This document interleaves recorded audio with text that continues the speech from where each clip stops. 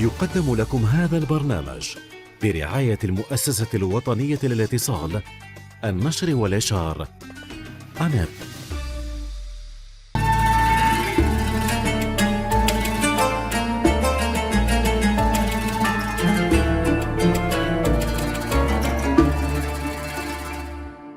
بسم الله الرحمن الرحيم. الحمد لله رب العالمين، وصلى الله على سيدنا محمد النبي الأمين وعلى آله وصحبه والتابعين، وبعد. أيها الملأ الكريم، السلام عليكم ورحمة الله وبركاته.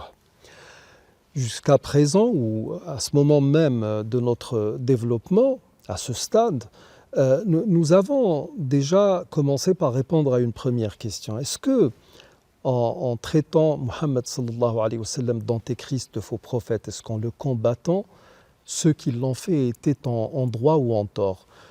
Normalement, pour un chrétien autant que pour un juif, Muhammad sallallahu alayhi wa sallam ne peut en aucun cas être considéré comme un antéchrist, du moins en jugé de par les écrits sacrés de ces deux obédiences, de ces deux religions.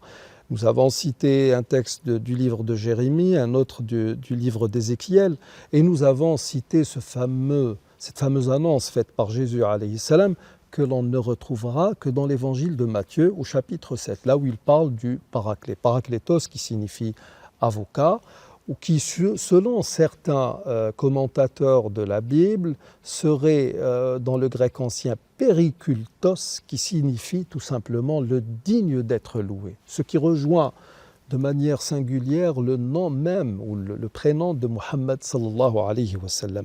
Maintenant, combattre l'islam. Est-ce que le modèle que l'on va nous proposer à la place de cet islam est bon? N'oublions pas qu'au moment où la Vigerie était sur cet endroit où se trouve actuellement la grande mosquée d'Alger, lui, il était là au nom du Christ, alayhi salam. Donc c'est un ministre de Dieu, un homme de Dieu qui était censé nous rapporter à nous, la race inférieure, l'amour divin. Parce que il ne faut pas oublier que nos amis chrétiens, surtout les évangélistes, nous ont gavés avec cette citation qui dit « Dieu n'est qu'amour ». Sauf que cet amour, nous ne l'avons jamais vu.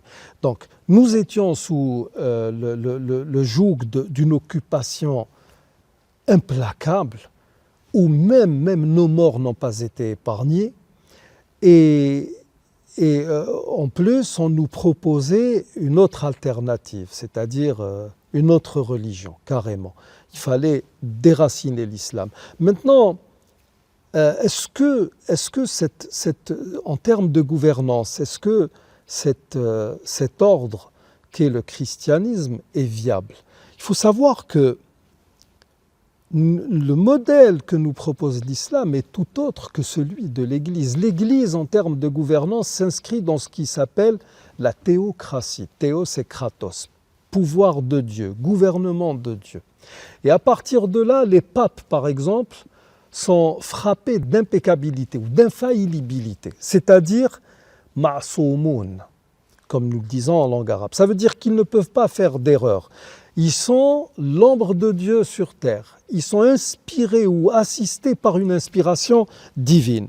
Et c'est en vertu justement de cette infaillibilité que, par exemple, le pape Innocent III, celui-là même qui traitait Muhammad sallallahu alayhi wa sallam d'antéchrist, publie la bulle Vergentis Inseneum, qui institue une procédure de lutte contre les hérésies. C'est ainsi que va donc débuter l'Inquisition. Et toute idée de réforme va être combattue, mais de manière implacable. Par exemple, le premier réformateur à avoir été mis au bûcher était un moine tchèque qui s'appelait Jan Hus.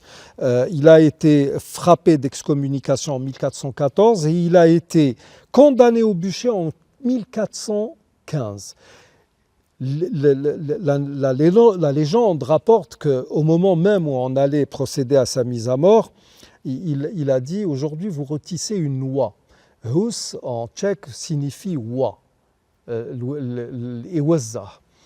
Et il a dit, mais demain un signe viendra vous chanter une autre chanson. Et comme par hasard, en 1517, c'est Martin Luther qui va surgir avec ses 95 thèses qui vont vraiment mettre à mal toute la doctrine de l'Église catholique. Donc, ce système s'inscrit dans une vision unipolaire qu'on peut appeler la théocratie. Au mieux, en termes de gouvernance, c'est une théocratie. Un être humain qui vient, qui se substitue à Dieu et qui dicte tout ce qu'il veut, de manière on ne peut plus arbitraire. Est-ce que cela est viable et est-ce que l'islam propose autre chose? C'est ce que nous verrons lors de notre prochain rendez-vous. D'ici là, je vous dis astawdi'ukumullah alladhi la tadi'u wada'i'uhu. Assalamu alaykum wa rahmatullahi wa barakatuh.